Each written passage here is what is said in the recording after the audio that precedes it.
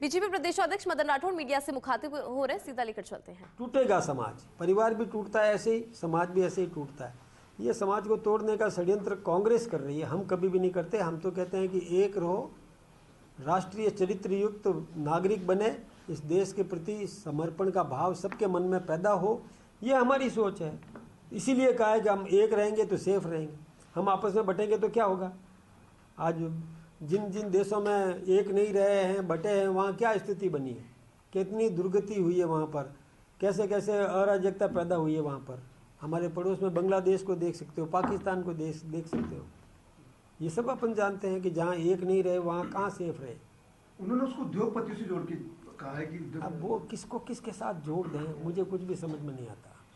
वो खुद भी मतलब समझ नहीं पा रहे हैं कि मैं क्या बोल रहा हूँ। बिना विवेक के बातें कर लेते हैं। मैं सोचता हूँ उनको कुछ समझने की ज़रूरत है, पढ़ने की ज़रूरत है। देखिए, वो विपक्ष के नेता हैं, तो ये बहुत बड़ा पद है उनके पास में। विपक्ष के नेता का दायित्व तो कम नहीं होता है। उसको समाज को एक करने का काम करना चाहिए, समाज को तोड़ने का काम नहीं करना चाहिए। देश के लिए नुकसानप्रद है।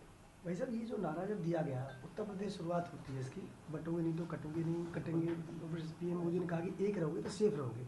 इसमें कहीं हिंदू और मुसलमान का जिक्र नहीं है। फिर नहीं पार्टियों ने क्यों इसको धर्म की तलाशी पर तोड़ना शुरू किया? ये आपने एकदम सही सवाल किया। देखिए कि जिसकी मन का चोर जिसके मन में होता है ना, वो वैसा सोचता है। हमारे मन में बिल्कुल साफ है कि समाज को एक करना, देश का प्रत्येक नागरिक एक रहे। और हमने साफ कहा है, हमारे नरेंद्र भाई मोदी जी जो देश के प्रधानमंत्री है, उन्होंने साफ कहा। हमारे राष्ट्रीय स्वयंसेवक संघ के सरसंघ चालक मोहन भागवत जी ने साफ कहा कि किसी की पूजा पद्धति कोई भी हो, हमें कोई दिक्कत नहीं है। कोई मस्जिद में नमाज पढ़े, हमें कोई दिक्कत नहीं है। कोई मंदिर में आराधना करे, हमें कोई दिक्कत नहीं है। लेकिन राष्ट्रीय चरित्र चाहिए, देशभक्ति चाहिए, इस देश के प्रति समर्पण का भाव चाहिए, इस देश के कण कण के प्रति आत्मीयता का भाव चाहिए। ये जरूरी है। तो जब इसमें कहाँ दिक्कत है, मुझे समझ में नहीं आता। ये लोग क्यों नहीं समझ पा रहे हैं?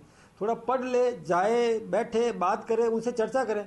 मैं कहता हूँ कि राहुल गांधी जी को क्यों नहीं और हमारे वरिष्ठ नेताओं से इस विषय पर बैठ करके बात करना चाहिए, समझने की कोशिश करें। समझ में आ जाएगा, वो सही लाइन पे आ जाएंगे। लेकिन समझने की कोशिश तो करें, समझे तो सही। समझने की कोशिश ही नहीं करे और सीधा आरोप लगा दिया किसी भी प्रकार से। और कहाँ मोड़ करके ले गए उद्योगपतियों की तरफ। अरे इस कौन उद्योगपति है? सर्वा दूसरे इससे बड़े उद्योगपति नहीं है क्या? लेकिन पता नहीं क्यों उनको ऐसी बात करना चाहिए। मैं सोचता हूँ कि उनको अभी राजनीति की और देश की एकता की कल्पना उसको समझना पड़ेगा, समझ नहीं रहे वो। वैसे महाराष्ट्र में, झारखंड में भी चुनाव प्रचार का शोर आज से थम जाएगा और राजस्थान में भी उपचुनाव का पहले ही मतदान हो चुका है। अब परिणामों की तरफ सबकी निगाहें हैं। 23 तारीख ज़्यादा दूर नहीं है। किस तरह से देख रहे हैं कि राजस्थान भी है और अन्य स्टेट भी है?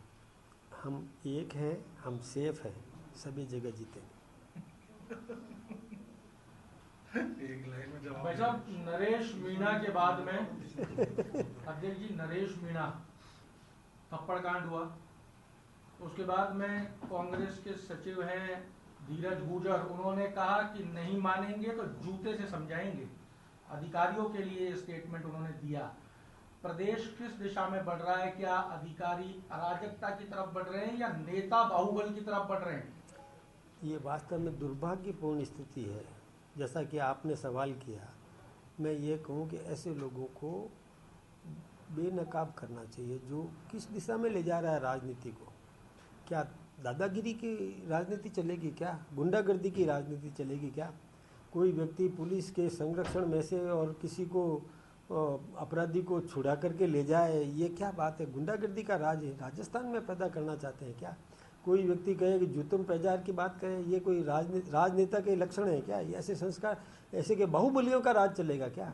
या नीतिगत राज चलेगा? ये ना भारत की राजस्थान की जनता को भी ये निर्णय करना चाहिए कि राजनेताओं का व्यक्तित्व, कृतित्व, ये सब कैसा होना चाहिए, ये निर्णय करे। ऐसे लोगों को निश्चित रूप से और बेनकाब करने की ज़रूरत है। उनको कभी भी संरक्षण देने की कोई ज़रूरत नहीं है। तो अपने आप लाइन पे आ जाएंगे वो सब।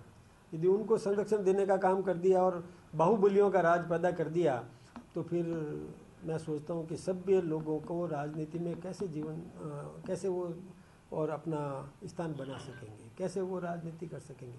और मैं सोचता हूँ कि हमारे मतदाताओं को ऐसा फैसला करना चाहिए कि किस दिशा में वो बढ़ रहे हैं। सेफ अच्छी राजनीति चल रही है, उस राजनीति को और बाहुबलियों के हाथों में सौंपना चाहते हैं क्या? अधिक पहलवान है वो कुश्ती लड़ करके राज लेना चाहता है क्या? ऐसा संभव है क्या? और अधिकारी के साथ सदव्यवहार नहीं करेंगे, उसको जुत्तम पेजार की बात समझाएंगे, ये कौन सा तरीका है? कानून नहीं है क्या? कानून का राज होना चाहिए कि जुत्तम पेजार का राज होना चाहिए? ये तो हम सबको निर्णय करने की ज़रूरत है। मैं तो आप मीडिया से भी निवेदन करूँगा ऐसे